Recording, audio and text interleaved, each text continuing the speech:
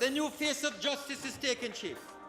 Justice is now within the grasp of every single Jamaican, irrespective of their station in life. Whether they're uptown, downtown, around town, rural, urban, rich, poor, man or woman, child or physically challenged.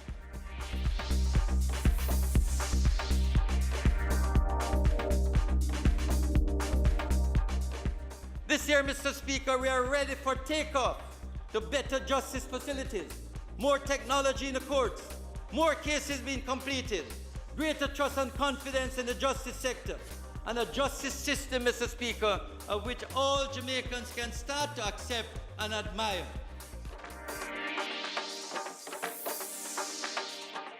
The ministry, in partnership with the European Union, is spending over $846 million to expand the Court of Appeal.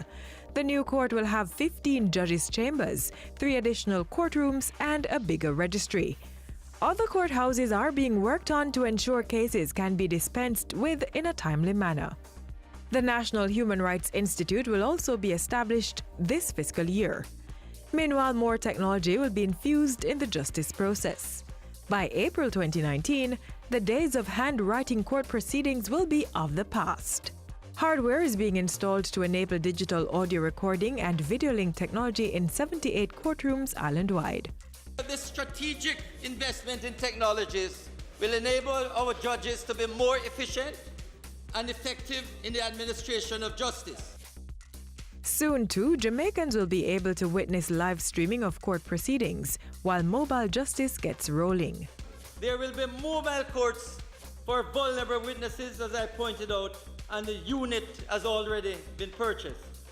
Witnesses, Mr. Speaker, as I indicated, will be able to give evidence from remote locations. So there's no need now for witnesses to travel all over the island. If the witness lives in Spanish Town or in St. James or in Westmoreland, we can get a unit there, or we can interview, or they can be cross-examined or examined from that remote location. In addition, a standard document and accompanying 5-year plan are being crafted. This will be a significant development, as that document will guide the infrastructural agenda for the fiscal year 2019-2020 to 2020-2021. The monetary penalties contained in various laws are being reviewed to ensure the fines suit the crime.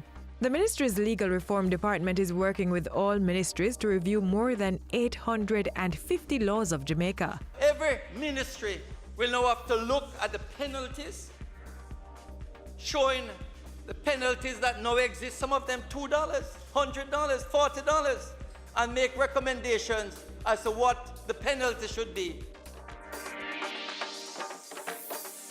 During the last fiscal year, we had a significant reduction in the case backlog.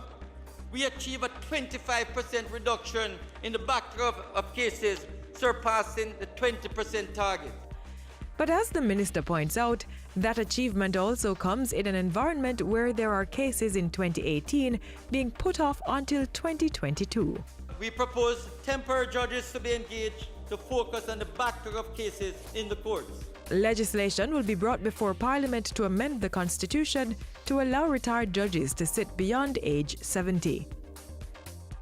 The strategic work to reduce the backlog of cases, create a sound court infrastructure, and maximize available technology are among the main priorities for the Ministry of Justice in fiscal year 2018-19.